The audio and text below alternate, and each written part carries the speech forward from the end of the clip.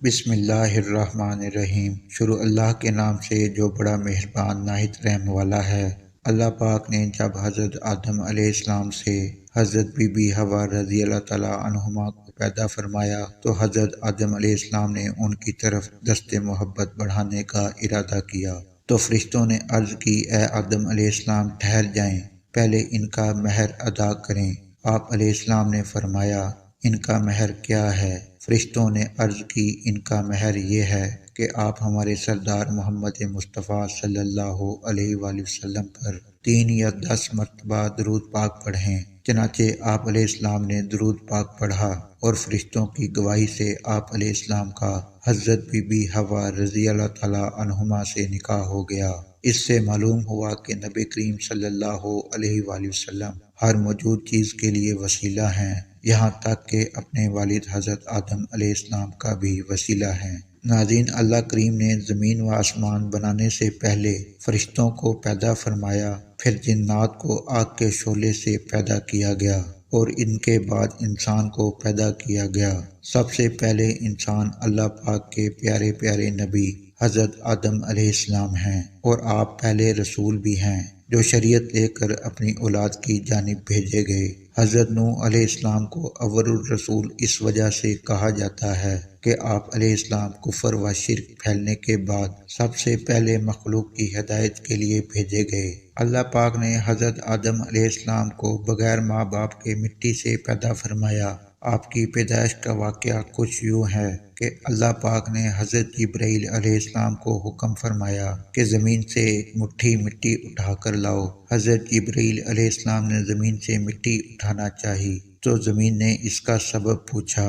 آپ نے سارا واقعہ بیان کیا۔ اس پر زمین کہنے لگی، میں خدا کی پناہ چاہتی ہوں اس بات سے کہ مجھ سے کچھ کم کیا جائے یا میری کوئی چیز خراب کی جائے۔ حضرت جبرائیل علیہ السلام مٹی لیے بغیر واپس لوٹ آئے اور عرض کی، اے میرے رب، زمین نے تیری پناہ مانگی تو میں تیرے نام پاک اور تیری عزت کا ادب کرتے ہوئے واپس آ گیا اور اسے پناہ دے دی۔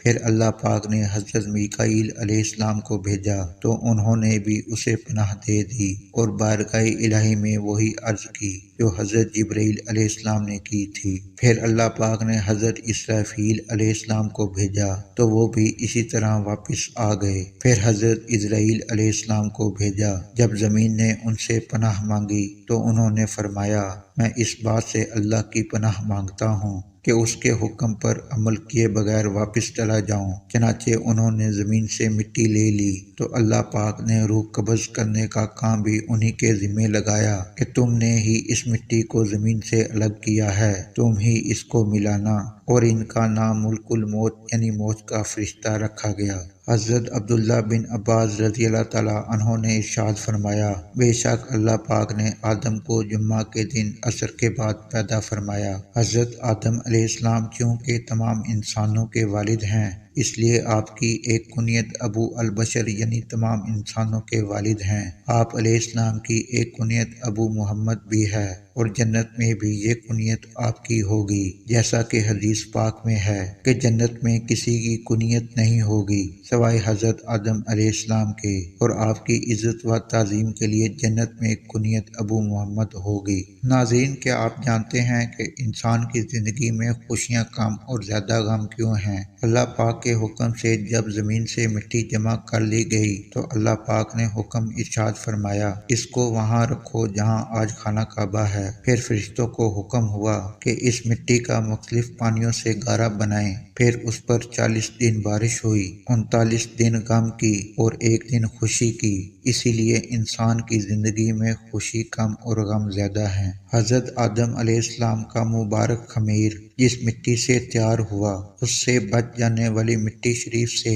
کھجور کا درخت بنایا گیا، جیسا کہ مسلمانوں کے چوتھے خلیفہ حضرت علی رضی اللہ تعالیٰ عنہ بیان کرتے ہیں کہ حضور اکرم صلی اللہ علیہ وآلہ وسلم نے ارشاد فرمایا، کھجور کا एहतराम करो, क्योंकि ये तुम्हारे वालिद हज़रत आदम अलैहिस्सलाम की बची हुई मिट्टी से पैदा की गई है।